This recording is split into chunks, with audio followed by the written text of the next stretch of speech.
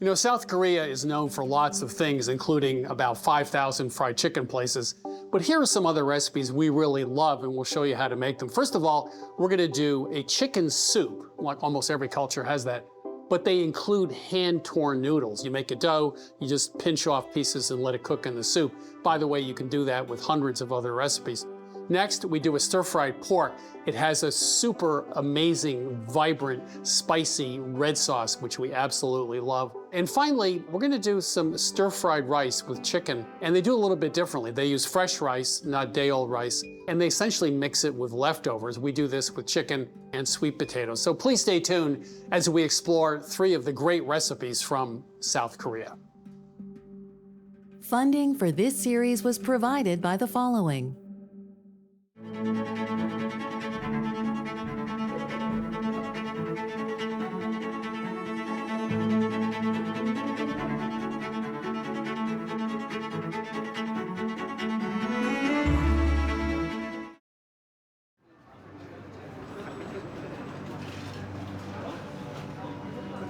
그게 한국 사람만의 어떤 그런 뭐 정서적인 어떤 그런 게 있는지 칼국수나 아니면 수제비 이런 게 이제 보면은 비 오는 날이나 아니면 그냥 가볍게 그냥 이렇게 좀 쉽게 먹을 수 있는 어떤 그런 음식. 밥을 먹으면 항상 또 생각이 나는 그런 이렇게 가끔 그런 음식이라 수비면은 뭐 다른 나라는 어떻게 되는지 모르겠는데 이걸 좀 길게 늘려가지고 이제 넣거든요. 만졌을 때가 애기 피부 같은 어떤 그런 느낌이 있으면서 이게 쭉쭉 늘어나야 돼요.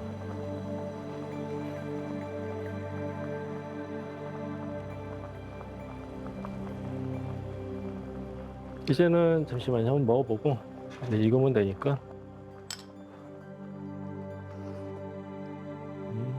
이게 좀 수제비는 좀 약간 살짝 쫄깃쫄깃한 맛으로 먹는데 원래 여기 탁 치고 그래야 돼. 탁 치고 미운 사람 탁 치고 생각 이렇게 탁탁 던지고 해야 되는데. 아, 수제비는 가장 집집마다 늘 해먹는 비가 오는 날 생각나는 음식인데요. 한국 사람은 항상 이 수제비를 떠올리게 됩니다. 영혼이 있는 소울푸드. 저희 엄마가 어릴 때부터 해줬던 음식입니다.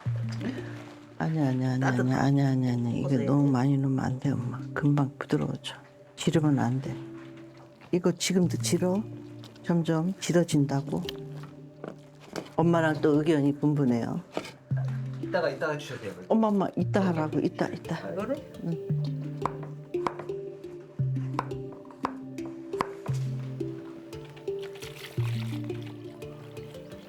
한국 가정에서 만드는 간장이어야 돼요.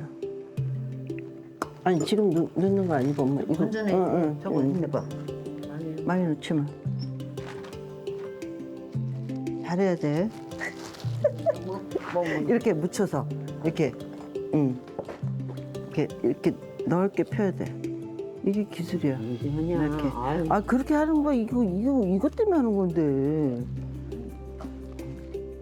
쟤는 저거 너도 할래? 잘하네. 그래 그렇게 잘하는데. 허리가 아프지 내가 지금. 우린 저 임진강 거기서 빠가요? 그거 했는데 요거 주더라고. 가져가서 해 먹으라고. 아 저기 매운탕에다 이 수제비를 넣어서도 먹을 수 있어요. 그지? 맛있어. 응.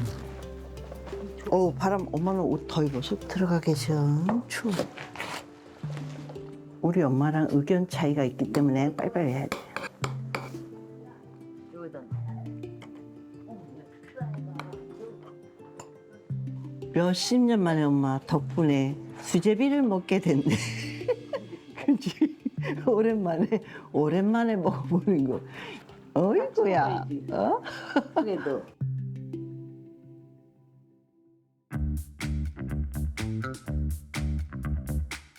So after almost 10 years here at Milk Street, I've discovered that if you want to compare how people think about cooking and a little bit about their culinary traditions, look at chicken soup, because almost every culture has some form of chicken soup. Many of them also have chicken noodle soup. And this dough can be used with thousands of recipes. You can put these hand-torn noodles into almost any soup. So hidden within this recipe is a master recipe. Little salt goes in. As you would do with making pasta, we'll take a well in the center and put in a little bit of water. I also love the simplicity of this. Third a cup of water, some flour, a little salt. So now we have a ball of dough, and now the fun begins. So I just fold it in like that, turn it, pull it back, fold it, run it in my palm against it. So when I was in Austria recently, we were doing apple strudel dough. What I was told is the same thing we learned in Korea, is you want to whack the dough like this, which just makes me feel so good. And that helps develop the gluten and get it into shape. So you're going to do this for about 4 minutes. Every once in a while, and you really want to hear that smack like that. I mean, isn't this fun? That's good. Ooh, that was a good one. Makes good TV, right? So this recipe is the gift that keeps on giving, because it has 2 master recipes in it. We talked about the dough, but it also has what is essentially white cooked chicken, which is a Chinese technique. In China, they would probably bring the chicken, soy sauce, some other ingredients, ginger, whatever, up to a simmer, and then they would cover the pot and let it sit off heat until the chicken was cooked. We're gonna keep the heat on at a low simmer, partially covered. It's a little less guesswork that way, because it depends on the size of the chicken and the size of the pot. So we'll start with the scallions. Like in many recipes like this, they use the whites as opposed to the greens in the pot. And we'll use the greens, which we'll also slice in the sauce. The greens will be a little less pungent and a little grassier. So, soy sauce, salt and pepper, garlic, onion. Again, here's one of my pet peeves, of which I have thousands. You're just putting this in a soup. So you don't need a perfect dice. So, just chop onions is fine. The chef is gonna come up with a little, ruler to see if it's 1/4 inch. 2 chicken breasts, bone in, skin on. That's gonna actually provide a lot more flavor, and water. So I washed my hands since I was touching raw chicken. Scallions, again, soy sauce, gochujang, sesame seeds, toasted sesame oil. So this is gochugaru, which is essentially dried chilies. You could use red pepper flakes, maybe use a little bit less. So we have the sauce, and we're just gonna bring this up to temperature, keep it on a low simmer, and put the top on partially covered. It'll take 25 to 30 minutes, something like that. I use an instant read thermometer to check the meat. I definitely want the meat to be about 160 to 170. We're gonna take these out, and that's our white cooked chicken. I'm gonna bring this up a little bit higher heat, and then we're gonna drop the carrots. We didn't put those in at the beginning because they'd be overcooked, so we're gonna put them in now and cook them for about 10 minutes until they're just tender. A lot of people talk about using, these are big forks, using forks to do it, which you can. If the chicken's super hot, I would do it that way, but I find if your hands can take it, I find using your fingers is much easier, especially when you're getting the chicken off the bone. You can also, with your fingers, you can feel if there is a bit that's got a bone in it or it's a little gristly. See, there's that little piece right there you probably wouldn't have gotten with a fork. So one other thing, we just made chicken stock, right? So what I love is starting with a whole chicken, or you could just use the chicken breastbone and skin on.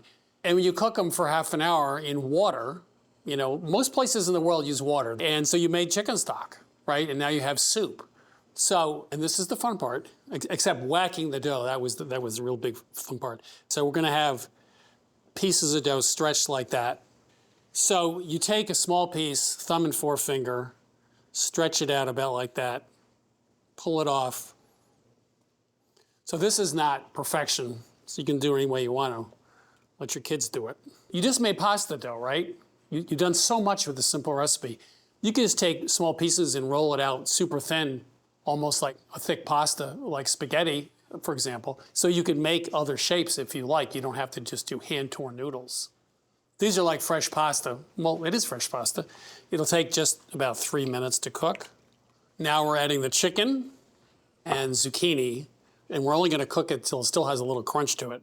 You don't want it overcooked. I grew up on zucchini that was cooked for an hour, so maybe that I have some emotional issues around zucchini. But if you don't overcook it, it's great because it adds a little freshness, a little bit of crispness as well. Now we have the sauce. This isn't that spicy, but it adds, a whole new layer to chicken soup. So we have a little bit of pasta, we have the chicken. It's gonna be hot. The dumplings, the hand-torn noodles, they have some texture to them, which is very different than the chicken, which is very different than the zucchini. I'm not a big fan of spicy food, but this has just a little bit of spice to it, which makes it nice.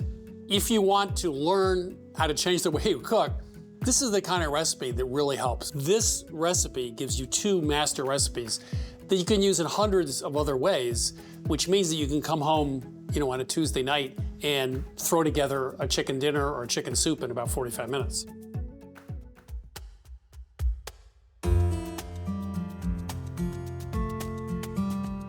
Today we are celebrating the fantastic cuisine of Korea with its big, bold flavors and smart cooking techniques. But what makes Korean cuisine stand out from others? The French have master sauces. Mexican food, of course, has delicious salsas, moles, but Korean food has jangs. Those are sauces and condiments that give Korean food its big, bold, assertive flavor. Let's talk about a few of those ingredients, and then I'm going to make a delicious stir fry with a few of them. First of all is ganjang. This is Korean soy sauce, very much like Japanese soy sauce, made very much the same way with fermented soybeans, but it's a little lighter and a little saltier than Japanese soy sauce. Next up is doenjang. Doenjang is essentially a Korean version of miso. It's not quite as salty as Japanese miso, but it's used very much the same way. In sauces, in soups, it has a little bit more of an earthy, mushroomy flavor. It is also fermented soybeans that is soaked in brine and sometimes aged in clay pots. Next up, probably the king of the jangs, the gochujang. This is also a fermented paste made with red chili, glutinous rice or sticky rice, soybeans, and salt. If you purchase gochujang in the grocery store, those are the only ingredients you want to see on the label. If there's a lot of other junk in there, move on to the next brand. You can also buy this in differing levels of heat, which is a beautiful thing, but also has that fermented maltiness flavor that you get from miso. Now, I mentioned this has red chili in it. Now, we're talking about Korean chili, which is a bit different, and that is called gochugaru. These are Korean dried red chilies. Now, they look just like a typical chili de arbol, but they are a little different. They smell a little smokier, and when you eat them, they have a moderate heat, but they have a real fruitiness to them and a smokiness to them. They add a little bit of a different dimension than a plain red chili flake might. And when you buy this in the store, you typically just find it ground. And finally, probably the king of the condiments would be kimchi. This, of course, is fermented cabbage with garlic, lots of salt, and red chili as well. There's probably hundreds and hundreds of versions of this that you will find everywhere. So we do love kimchi here at Milk Street. We use it a lot. We have a wonderful grilled ham and cheese with kimchi in it. We have fried rice recipes. Gochujang, same thing. We make a roasted chicken with the gochujang butter. Very, very useful. You should get some and get it in your pantry. So those are a few of the staple ingredients that we utilize for Korean cuisine. It makes it so bold and delicious. I'm going to pick a couple of these ingredients and show you a very simple pork stir fry.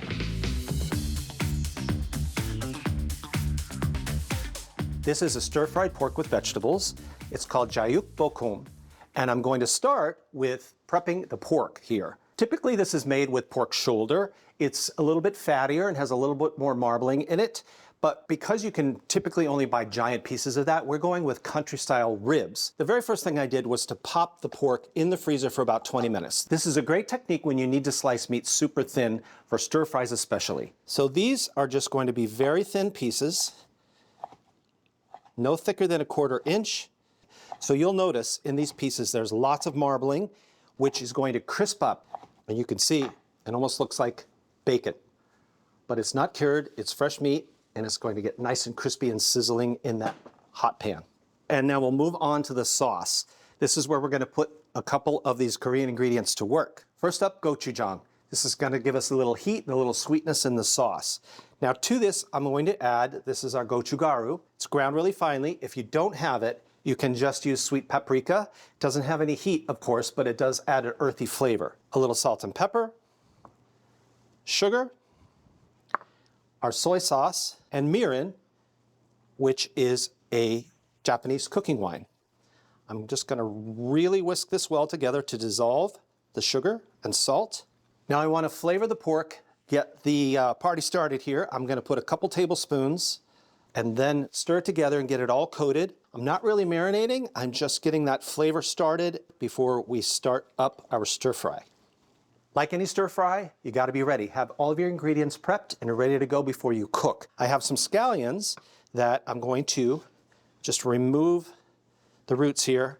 I'm going to add these in two separate additions. First, the whites are going to go in with some of our other aromatics. I've got carrots, sliced onions, lots of garlic, of course. The scallion greens, I'm going to cut into 1-inch pieces and add them at the end. I'm treating them like a vegetable. They'll be bright and crunchy at the very end of the stir fry.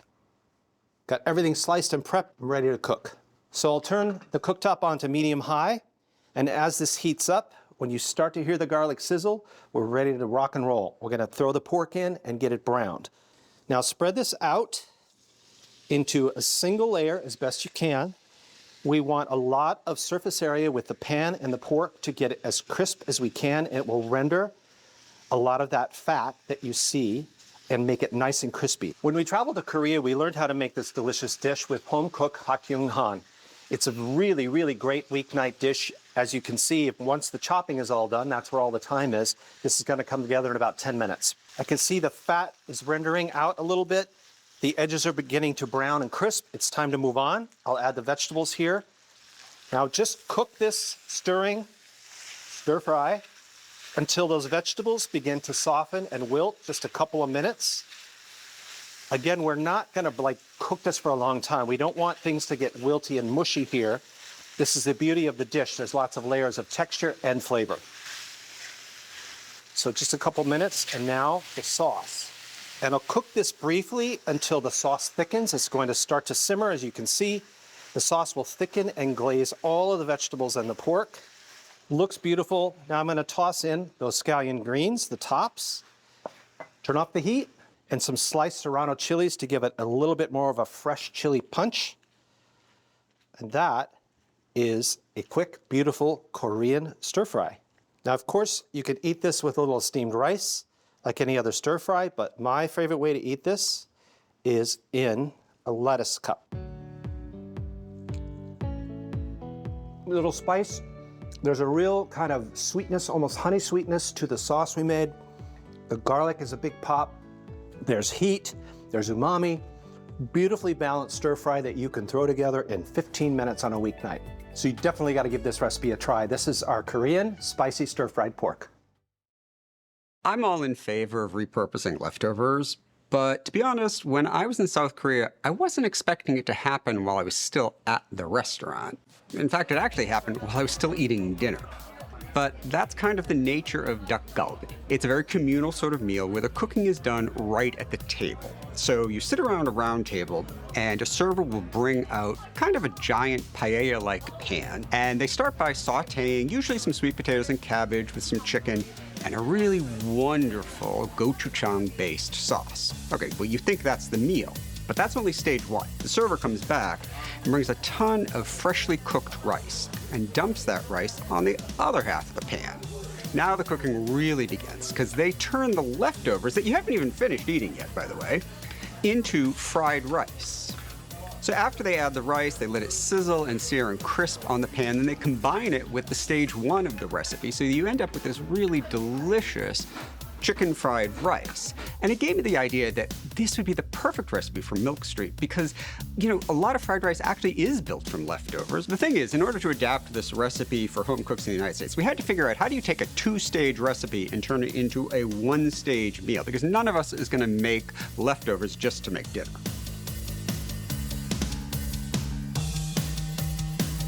So the flavor base of this fried rice is all, of course, built around gochujang.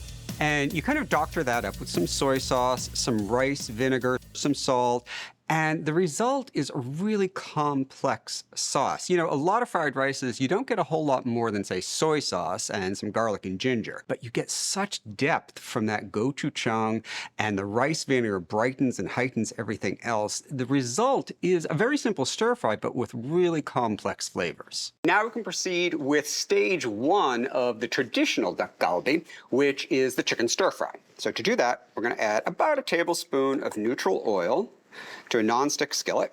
And to that, we're going to add about a pound of boneless, skinless chicken thighs that we've cut into 1 or 2 inch chunks.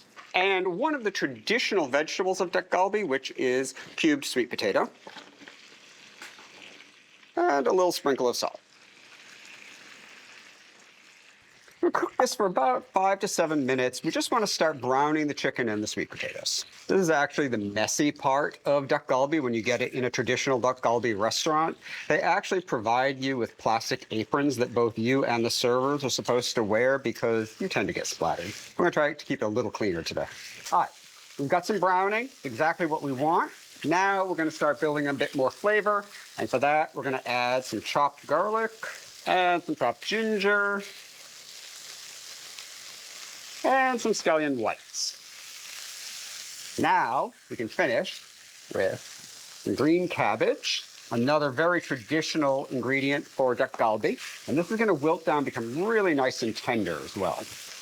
And of course, our gochujang sauce. This is going to cook for about another, let's say 9 to 11 minutes. We want the chicken to cook through, of course, but we also want the sweet potatoes to get nice and tender. So that was stage one of the recipe. Now we get to transition to stage two, where we take that chicken and we combine it with rice and we turn it into a fried rice dish. There's a really important difference here because across a lot of Asia, the rice used for fried rice is day old. And that's because the rice dries out a little bit and the grains separate, and it makes for kind of a lighter, fluffier fried rice.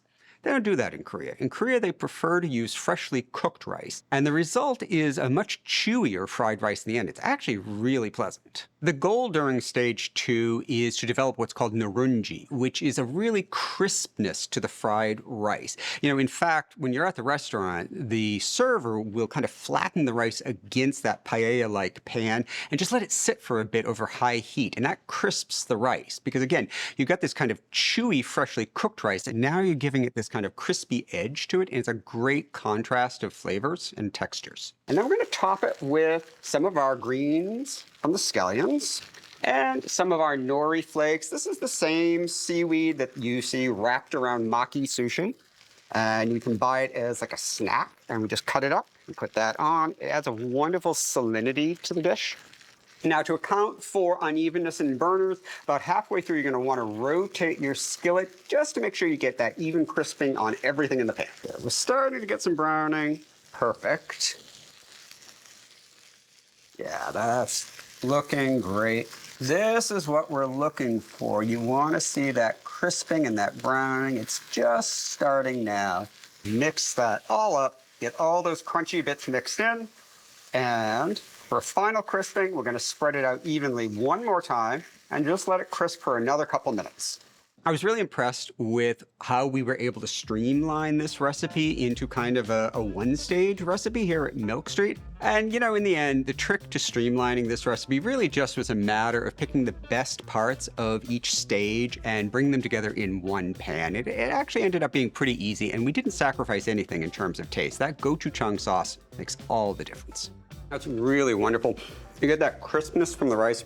You get some wonderful gentle heat from the gochujang and the savoriness from the soy sauce, and it pairs really well with the chicken and the sweet potato and the cabbage. I really love this. You can get this recipe and all of the recipes from this season of Milk Street Television at milkstreettv.com. Recipes and episodes from this season of Milk Street are available at milkstreettv.com, along with shopping lists, printer-ready recipes, and step-by-step videos. Access our content anytime to change the way you cook. The new Milk Street Cookbook is now available and includes every recipe from our TV show. From Vietnamese chicken salad and tiramisu to easy stretch pizza dough and Austrian apple strudel, the new Milk Street Cookbook offers bolder, fresher, simpler recipes. Order your copy of the Milk Street Cookbook for $29.95. 40% less than the cover price. Call 855-MILK-177 or order online. Funding for this series was provided by the following.